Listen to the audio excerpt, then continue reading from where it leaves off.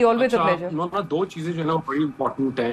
وہ یہ کہ دیکھیں ہم پیپلز پارٹی کے کولیشن میں تو ہم اکٹھے بیٹھے ہوئے ہیں، لیکن ہماری طرز سیاست، طریقہ کار سیاست اور جس طرح ہم پالیٹکس کرتے ہیں وہ ان سے بڑی ڈفرینٹ ہے. اور اگر ہم لوگوں کا طرز سیاست اور سیاست ایک ہی ہوتی تو پھر ہم کولیشن ہی ایک ہی پارٹی ہوتے. دیکھیں ہمارا ہدف ایک ہے، وہ پاکستان کو مضبوط کرنا ہے اور معیشت کو بہتر کرنا ہے اور اپنے ہدف اچیو کرنا ہے. وہاں ڈفرینس آف اوپینین ہوگا، کہنے کا لہجہ طریقہ کار بھی الگ ہوگا، اور یہی جمہوریت کا حسن ہے. تو بلاول صاحب تھوڑے ہو گیا، آئی تھنک اریٹیٹ ہو گئے، تھوڑا غصہ چڑھ گیا، لیکن اتنی کوئی سیریس بات نہیں ہے. پولیٹیکل پارٹیز میں جب سینئر لوگ بات کرتے ہیں تو ہلکی پھلکی اس طرح کی چیزیں چلتی رہتی ہیں.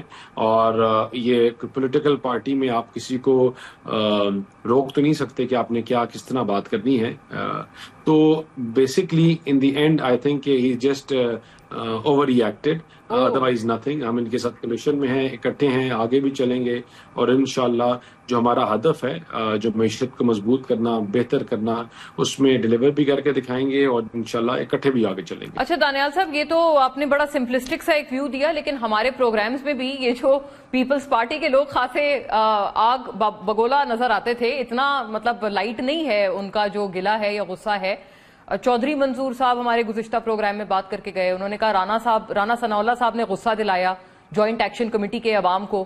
پھر جو خواجہ آصف صاحب نے بیان دیا راولا کوٹ والا، وہ اس پہ بھی بلاول صاحب نے جو بڑی انہوں نے اس پہ ایک ناراضگی کا اظہار کیا، اور اس حد تک کہا کہ مطلب معافی کم سے کم مانگے، معافی کا مطالبہ کیا. الٹا اڑے ہوئے ہیں اپنے اس بیان پہ. تو یہ تو مطلب وہ آپ کی اس بات سے بالکل سہمت نہیں ہے جو آپ فرما رہے ہیں کہ آپ کا مقصد ایک ہے کہ قومی یکجہتی ہو. وہ تو کہتے ہیں آپ کسی اور ڈگر پہ ہیں.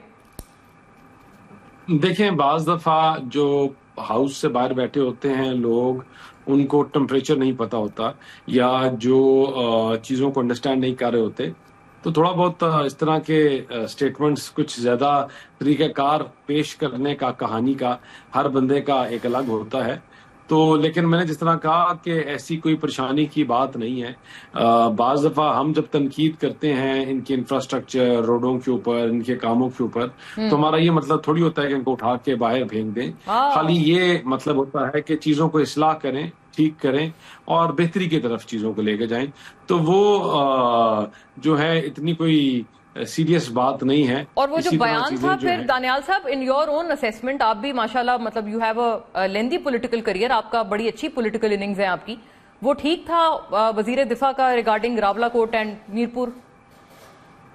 دیکھیں وزیر دفاع صاحب کا بھی ایک اپنا طریقہ کار ہے بات کرنے کا. بعض دفعہ وہ جو بہتر سمجھتے ہیں، وہ سینئر پالیٹیشین ہیں، وہ اپنا کہہ سکتے ہیں. میں اس کو ٹھیک یا غلط تو نہیں کہہ سکتا، لیکن میں یہ ایک چیز آپ کو بڑے وثوق کے ساتھ کہہ سکتا ہوں کہ ہمارے لیے جو کشمیر کے ایشوز ہیں وہ اٹموسٹ امپورٹنس رکھتے ہیں پرائم منسٹر کے لیے، اور وہ ایکسٹریملی پرٹیننٹ ہیں، اور ان کو ہم فامت سے اور حل کی طرف لے کے جا رہے ہیں. پہلے بھی آگے بھی لے کے جائیں گے.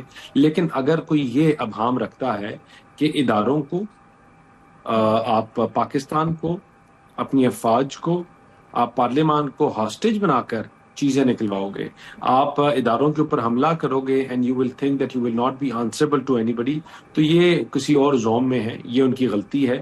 اس چیز کو وہ ریکٹیفائی کریں. اور دیکھیں ہمارا ایک ہی ہدف ہے، اور وہ یہ ہے کہ چیزیں افہام و تفہیم کے ساتھ آگے بڑھیں.